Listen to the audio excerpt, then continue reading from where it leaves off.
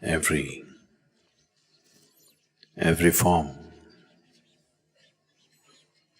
has a hidden sound within itself.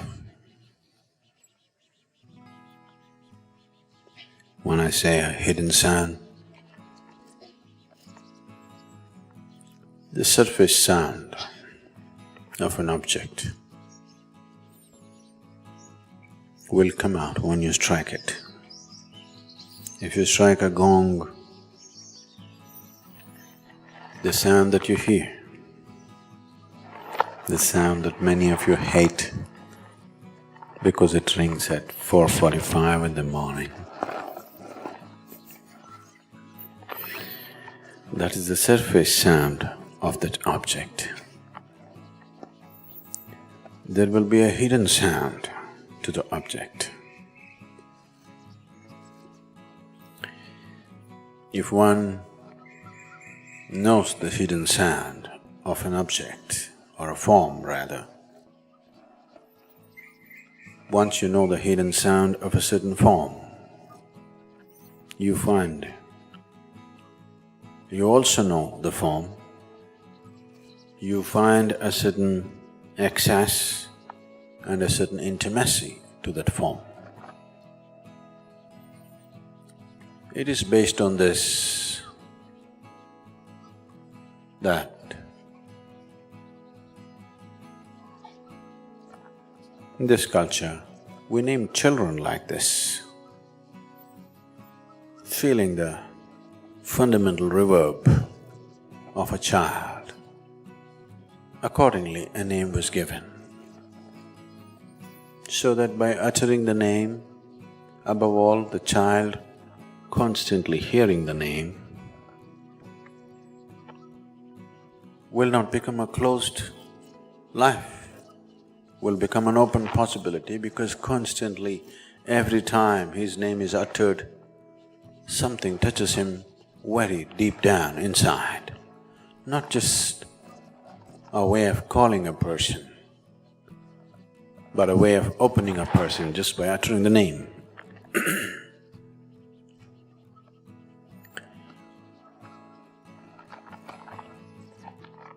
The naming of a child today has become the whim of the parents, according to the fashion of the times.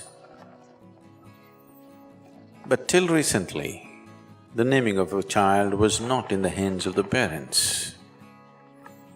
Always it was somebody else who knows little better, who decided what the child should be called. Because you are naming a person for social and practical reasons, but that's not all, because the existence is just a complex amalgamation of reverberations. In this complex process of various types of vibrations, you also are one. If you just become just one more, you are like a grain of sand, nothing. In the vastness of this cosmic space, this little body is nothing. But if this hidden sound finds expression, then this is like a key to everything. This not only opens me, but it also opens the other, whatever I touch with this sound, because this is my sacred key. So, every child, when he's born, the parents were given the freedom to give them some pet name for their emotional satisfaction, but his real name was given by somebody else who is supposed to know better than the parents. Not always, but that's due to lack of education, that's due to discontinuance of culture.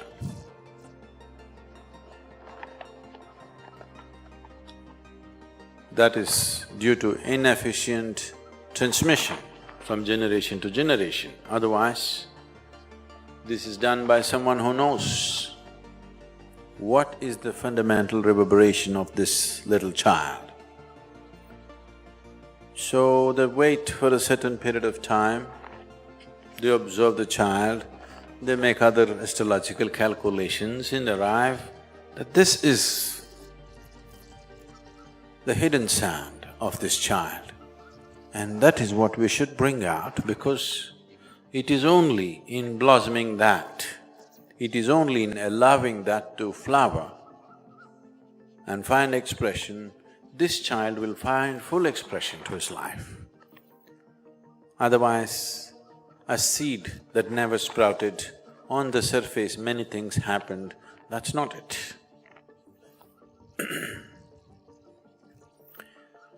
And this is how even the deities are named.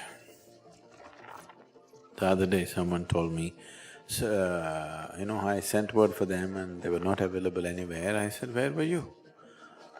This person said, Sadhguru, I was at DLT. I said, what? DLT? Where were you?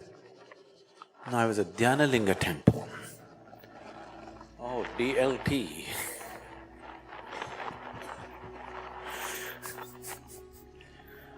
So you go to DLT, it's one thing. I was in Dhyanalinga, that's a different thing. The deities are named like this. If you utter the sound Bhairavi, tears should come to you. If you say Dhyanalinga, stillness should come to you. If you say Sadhguru, a wave of ecstasy should pass through you. If you utter the sound with the necessary involvement, because sounds are not just nonsensical garbage. Sound is reverberation. If the reverberation is right, it gives you the needed access.